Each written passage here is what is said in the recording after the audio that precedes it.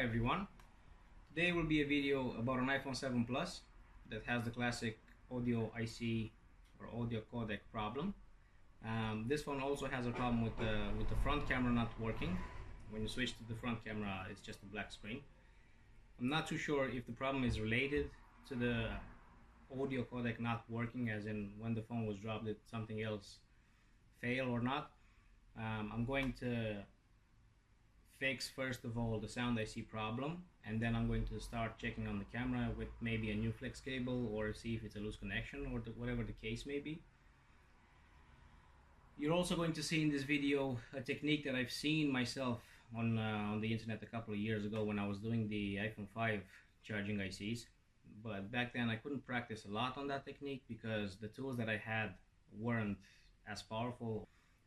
But now I have this quick setup that I've showed you in the presentation video, and now I can actually use this technique. Also, since we're always replacing the ICs, I couldn't care less if the IC gets burnt. What that technique does is it allows you to easily remove the IC without you having to heat up the board twice. Also, what I will show you in this video is another jumper that we make on this problem. So generally speaking, you run one jumper and the problem is sorted, but we've had maybe one or two phones that came back, right? And we discovered that underneath the IC you have two ground points, and those points tend to break as well. So the same as we do on the baseband video, we're going to run the jumpers there as well as the classic jumper, to avoid the phone coming back and we having to work twice, and the customer obviously has to come back and forth, and that's not a pleasant situation for anybody. How do you identify that it is the sound problem, the sound codec or the audio IC problem? Well, first of all, the customer calls you and tells you that nobody can hear them. When they switch the speaker, it defaults back to the earpiece, and obviously they can't hear anything, people can't hear them, so on and so forth. Second, when the phone arrives in your shop, you go into the voice memos app. Let's see. And you'll see here now that the recording button is grayed out. Okay, that's another giveaway that the problem is that. And then the third one, but I'm not going to do it now because it's going to take forever before the phone boots up, is, as I've said, the phone takes 5, 10, 15 minutes, whatever it wants to fully turn on. So it'll be stuck on the Apple logo, the home button will click, the phone will vibrate, but the phone won't finish booting up for a very, very long period of time. So what I'm going to do now is I'm going to strip apart the phone, and we're going to continue the video with the board view.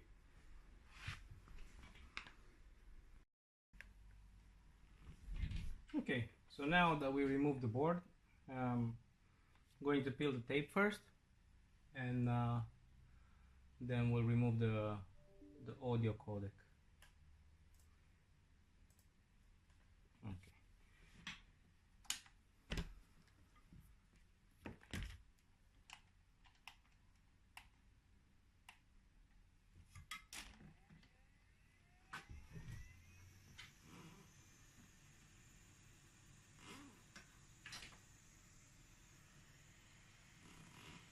I'm using hot air to peel off the tape because I plan on reusing it. I don't want to put Captain tape. I'm trying to keep the looks as stock as possible.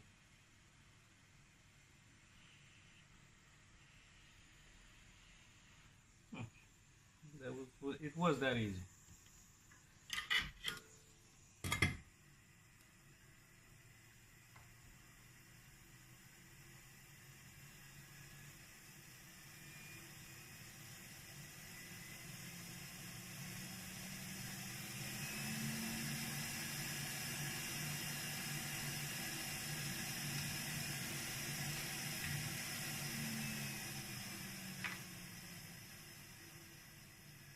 Now to remove the audio codec, I'm going to wait on the quick 203G to warm up, and you're gonna see how easy it is with this method. Just going to apply the flux first on the around the audio IC. There were a few comments in the previous videos that, oh, the job is messy or whatever. We always clean the board after we finish with the ultrasonic cleaner, so nothing that you see during the process is going to be left on the board once the repair is finished. So bear that in mind as well before you start commenting.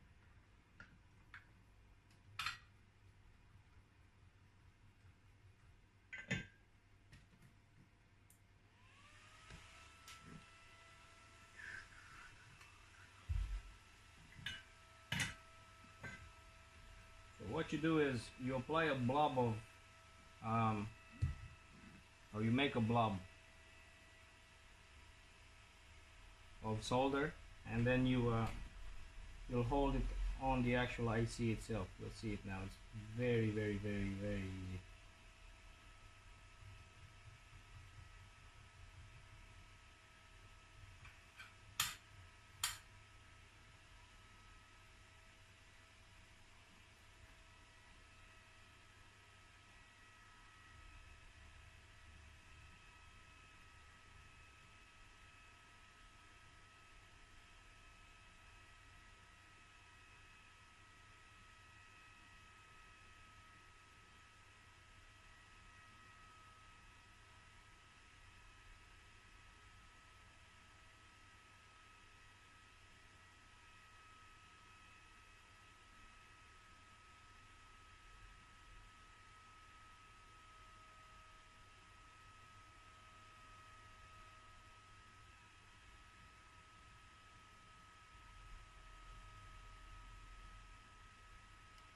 There.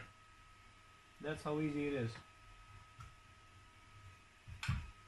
And this is what was left on the IC, the blob of solder that I've used.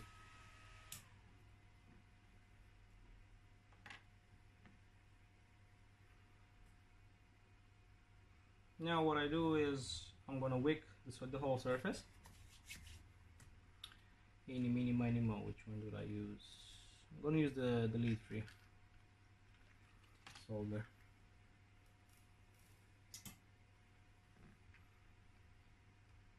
I got like 2 or 3 pieces.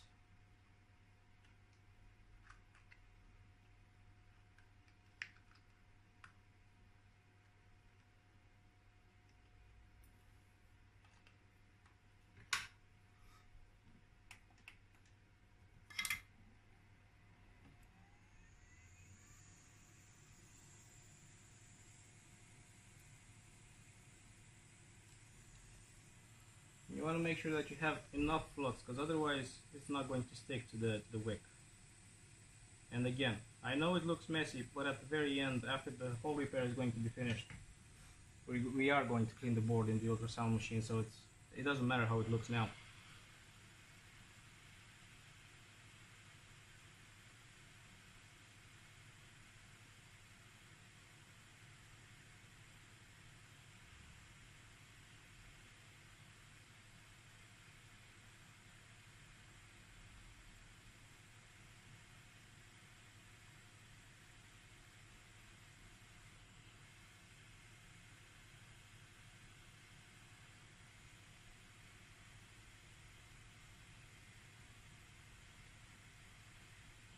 Okay, now I turn the board just a little so we can finish off cleaning the extra solder.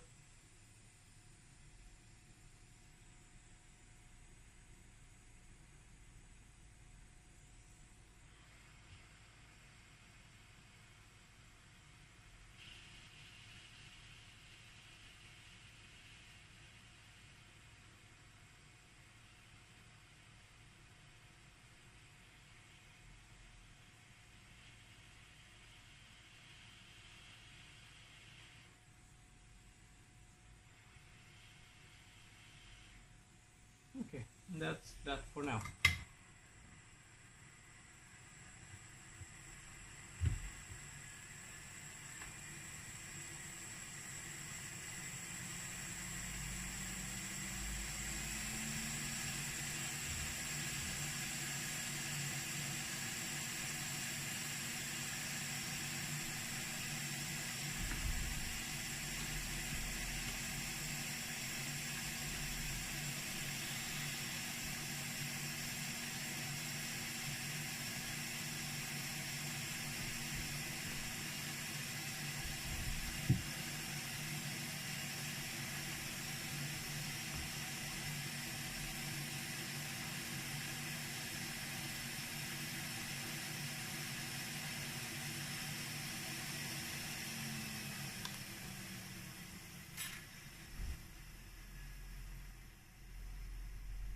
question that I get asked a lot when doing these videos in the comment section is, well, how do you know that that's the problem? How do you identify that that's the problem, and so on and so forth? How do you know that that's the jumper that you need to run? Well, it's very simple. I've done my research. I'm not claiming that I'm the first one to discover these things. A lot of these repairs online, you'll see they're either discovered by Jessa Jones, her channel is iPad Rehab, or you'll see them on Rewa's website or Rewa's YouTube page. That's REWA. This is just me showing you how I do it. It's not me claiming that I've invented this repair, and this is, me demonstrating that I'm the best. Never claim that I'm the best, but at what I'm doing, and I think I'm quite okay. I'm not going to go any further into that. So what we do now is we uncover the main trace that gets broken. As Jessa demonstrated in one of her videos, this whole line here on the left and on the right of the SIM tray, or on the NAND chip, depending on how you're looking at it, it's known as a fault line because that's the weakest point of the board itself. That's where things are likely to break. That's why you get all these errors, even with the baseband and whatnot. We've had other phones where we've had these traces broken because, again, that's a fault line. Regardless, we've still done this jumper here as well, these jumpers too. And what I was telling you about the ground points. So these are the two ground points, the two that we've seen to break as well. So this and this. Okay, so what we do is we scrape the paint just here, and then we run a jumper across, and that way the phone doesn't come back. Now, if it has other hidden broken traces underneath that you don't see, that's a different question, but so far I didn't have problems just by doing these two jumpers here.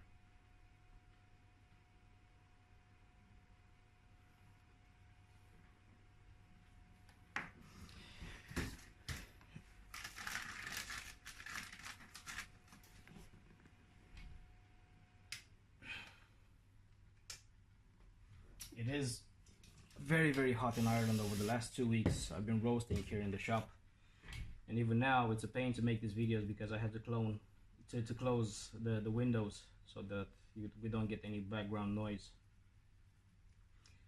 So I hope you can appreciate that. Let me zoom in further to have a better look.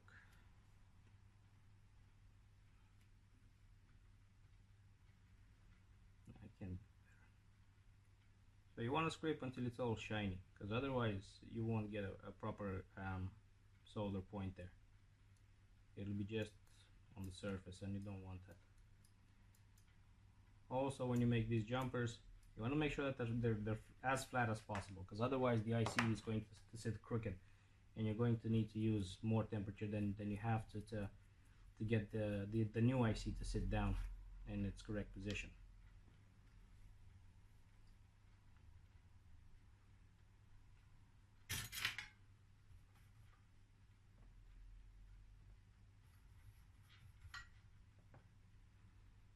And now I'm just thinning the exposed traces there.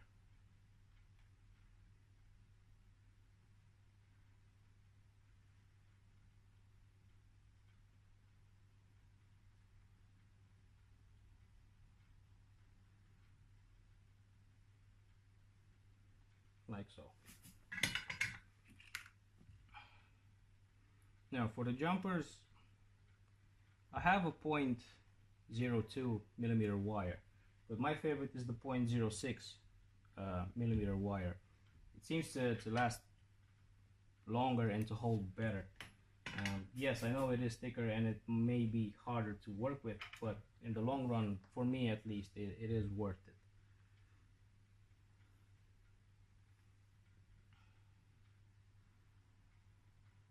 Now, hopefully this won't happen, but if it does, that's not a problem. You'll see sometimes when you put the wire there and you use the heat on the pad, on this pad here, it has a tendency to come off if it is broken.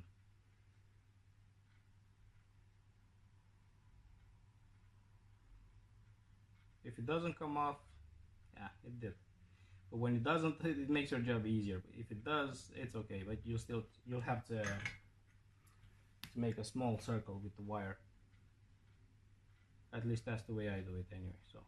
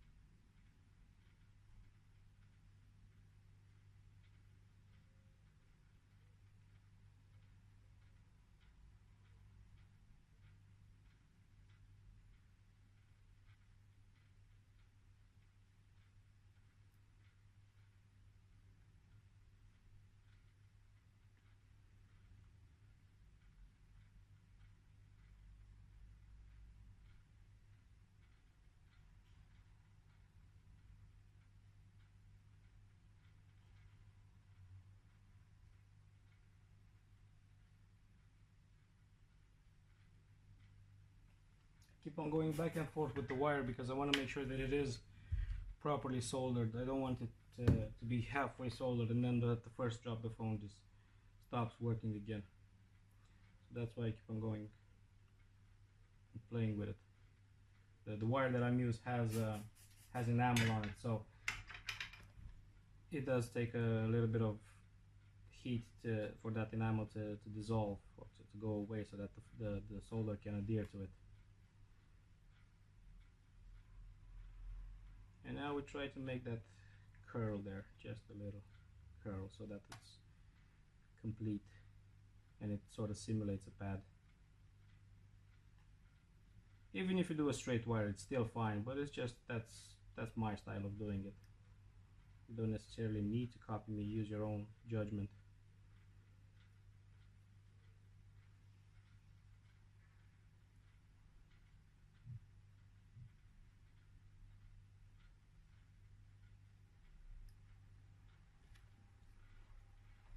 Man, it's so hot.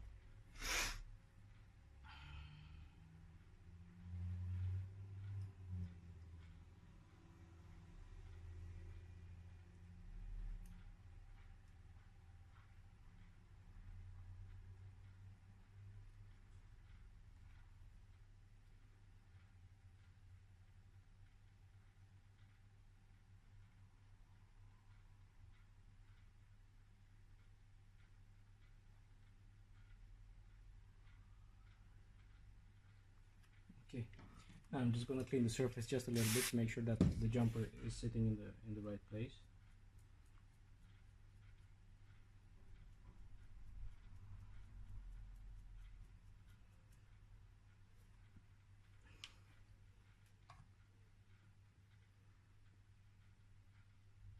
Yes, it does. And now we run the second jumper for the ground point.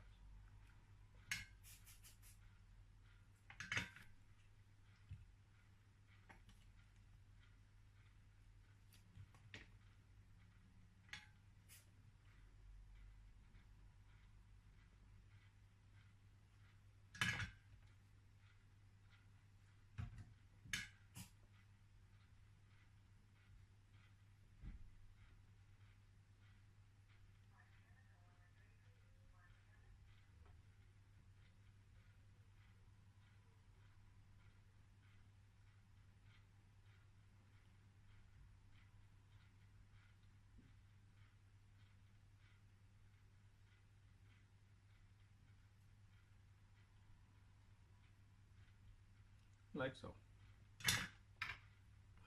Now we break the wire.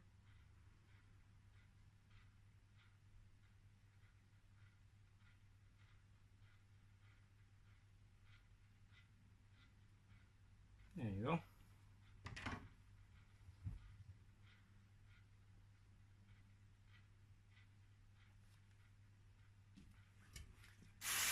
I'll clean the surface again.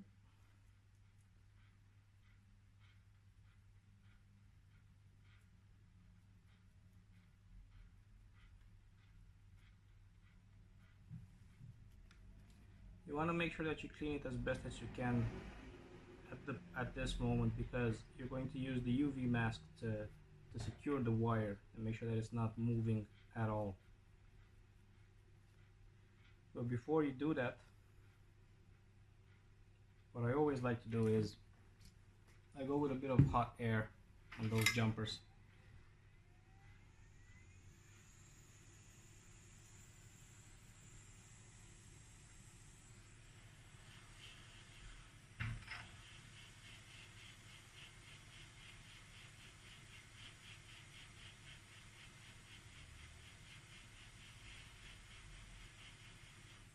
You see it even moved a little bit, but that's fine, and then you're going to pry it back.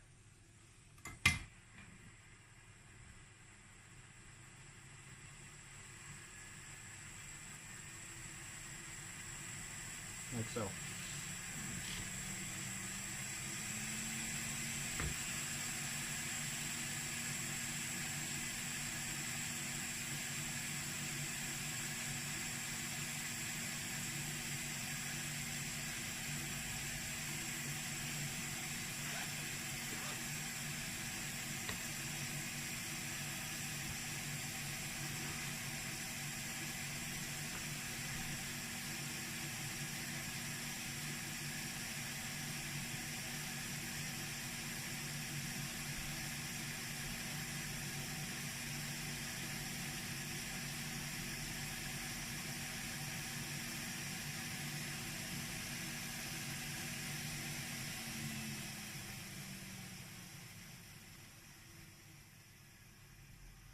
And that's the UV mask. Again, the main reason for using UV mask is to hold the wire in place when you install the new IC, so that when the IC moves into its place, you don't run the risk of the wire actually moving from the initial position that you put it in.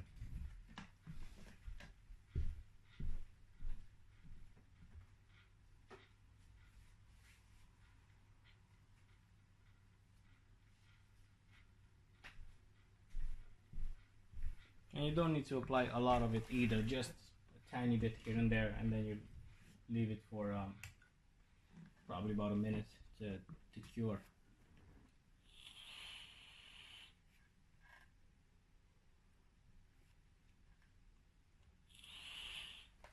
In the meantime,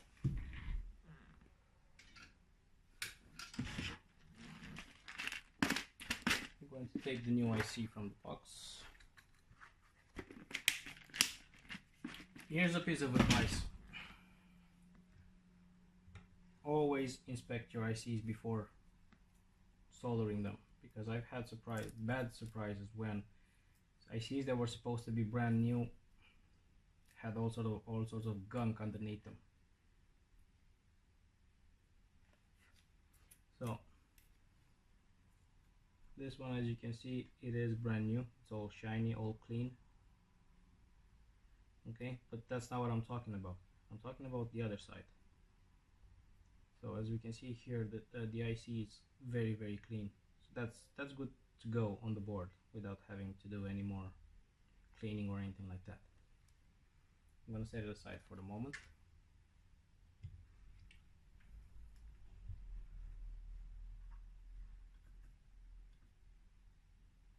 Yeah, the UV mask is cured.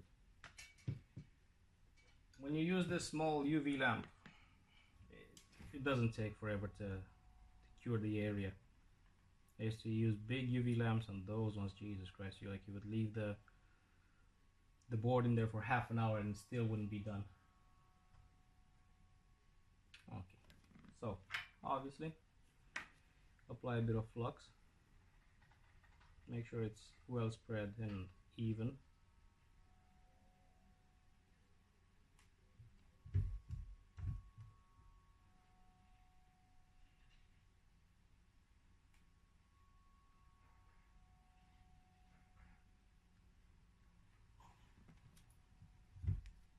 Okay.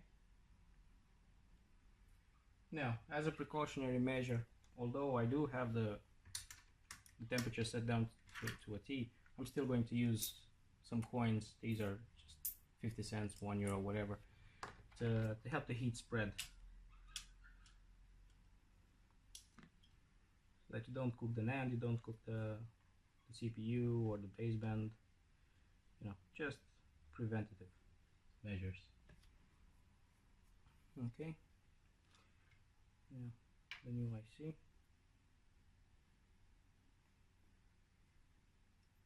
Make sure that you have the correct position.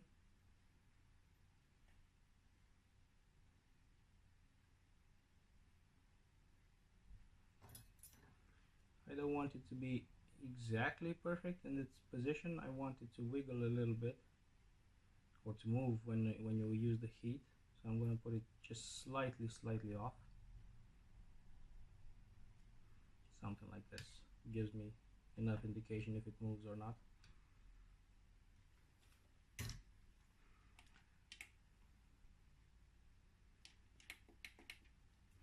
And now we go with the hot air.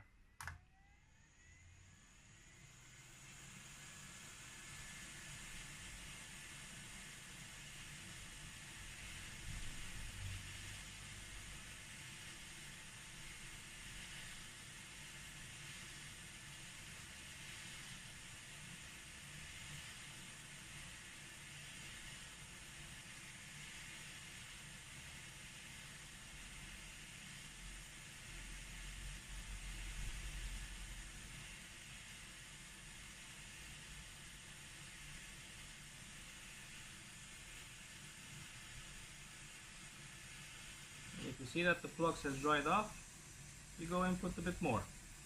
Because these new ICs, I don't think they have low melt underneath them. They have something, some different composition.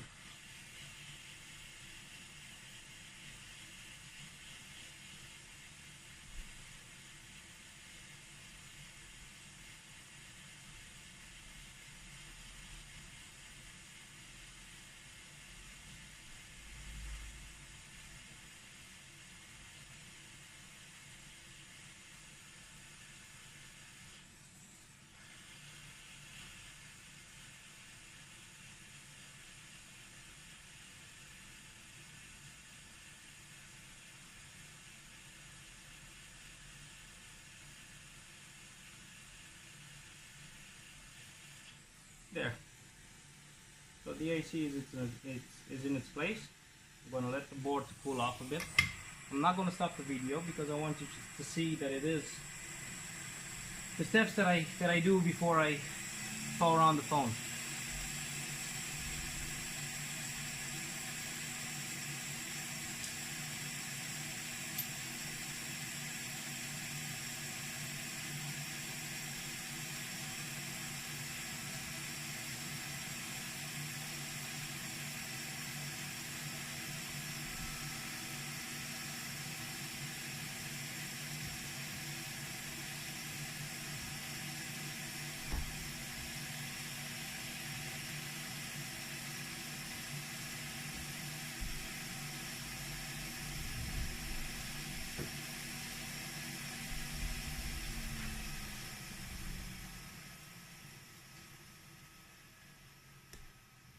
So as I was saying, with these new ICs, the composition of the solder, it's not low melt, so they don't really melt as quick as if you were to do a reball.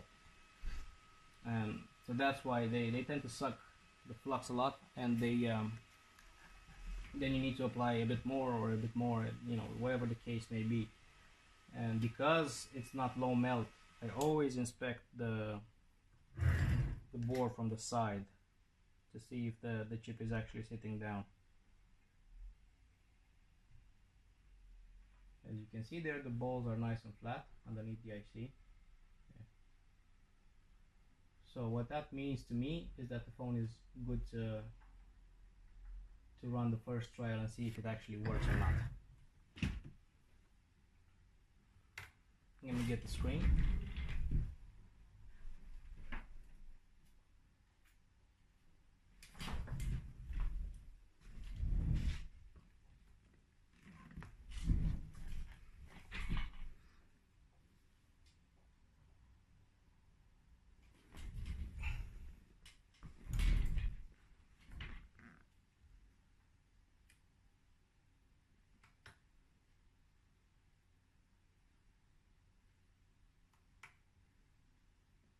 And I'm also going to connect the front camera just for fun to see if it actually works now or not. Again, I don't think it's anything. I know it has nothing to do with the sound IC failing, as in it's not a problem that's related to the sound IC with the front camera not working. But if something got dislodged or moved out of its place, by reconnecting the cable should be fine. So let's see.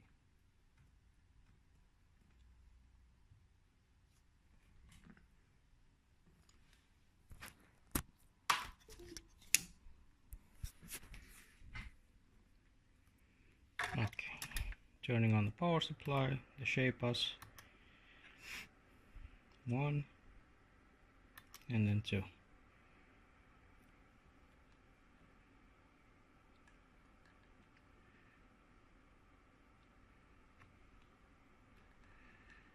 So the phone does does turn on. Let's see if the repair was okay or not, depending on how long it takes to boot, and then we're going to the settings.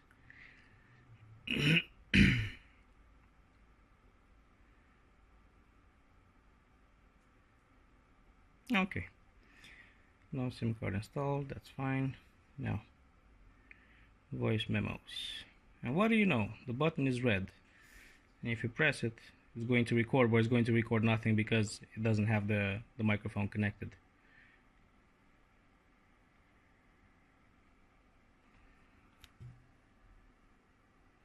That was me going over the proximity sensor. So that works, and that's okay. Now let's see if the camera works.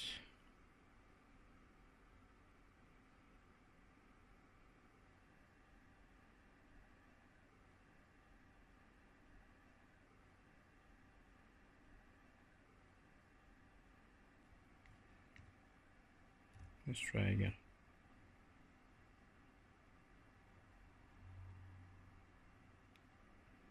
Okay. Going to pause the video for now because I need to find a flex cable. I'm going to come back and we'll see how that problem can be sorted as well. So I managed to find a flex cable from a screen assembly that I had here. Let's see what happens.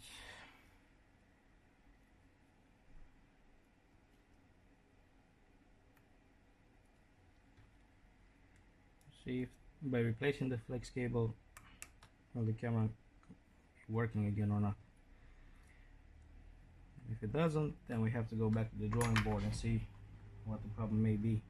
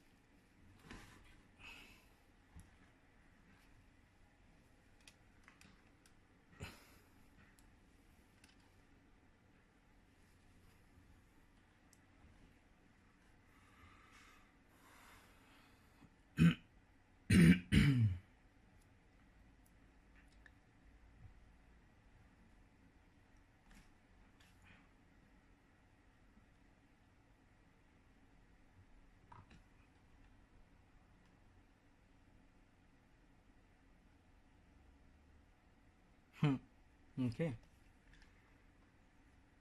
So the front camera still doesn't work.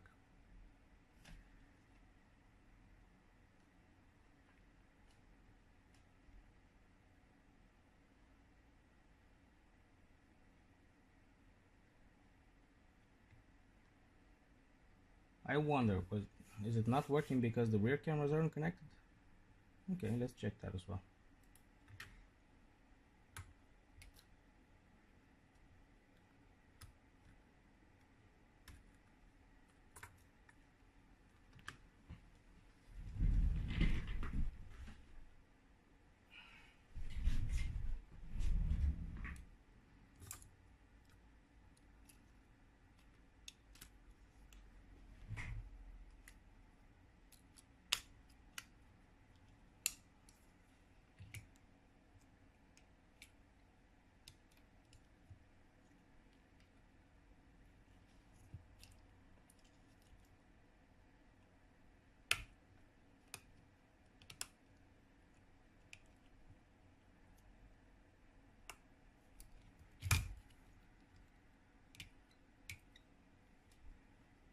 and now I can actually use the battery itself rather than the power supply.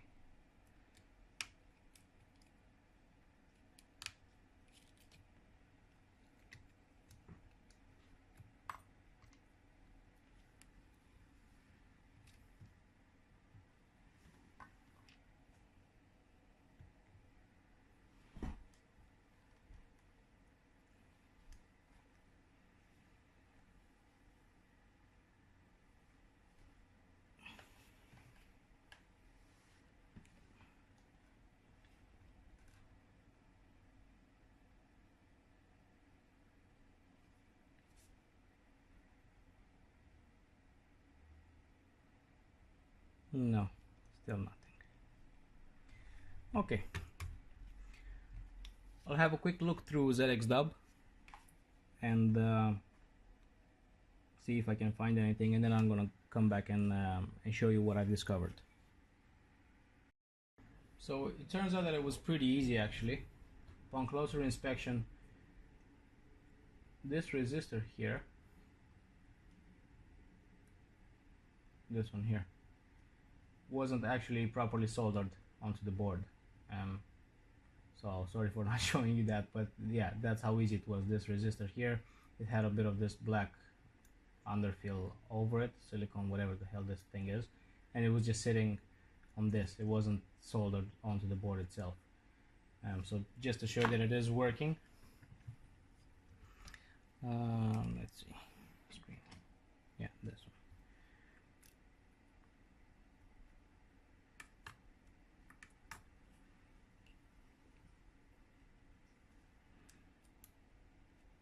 Yeah, not to mention that ZXW doesn't have this particular board model, or it does have it, but it has no no schematics for it. It's just a generic board view.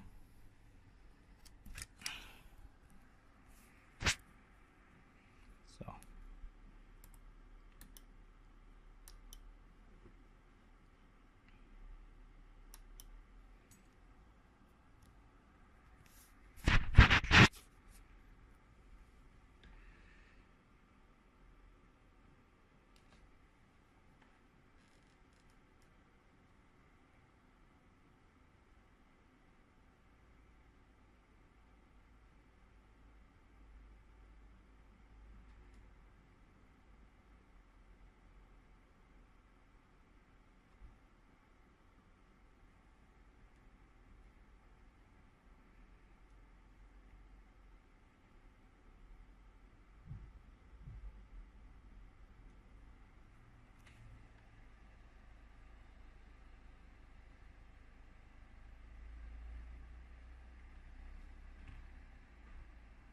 there.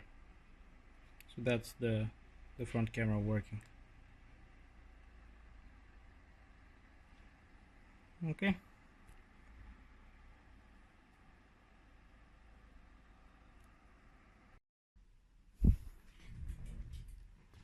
So now the phone is cleaned, is fully assembled. Now we're going to run the final test just to make sure that everything is fine. It's not a repair that takes a very long time. It's not a repair that's very difficult if you have experience with micro soldering. But you need to make sure that you take your time if you're doing it for the first time, for the second time, or whatever the case may be. And if you're comfortable enough to just jump in straight away and do this sort of repair very quick, well, happy days, and I'm very happy for you. But I would take my time if it's your first time doing it. So the first problem was the sound problem. Okay, now the button is red, and if we hit record, it is going to record, and it'll have absolutely no more problems. It is going to record, and it'll have absolutely no more problems. Okay. And the second problem was the camera, the front camera. Okay.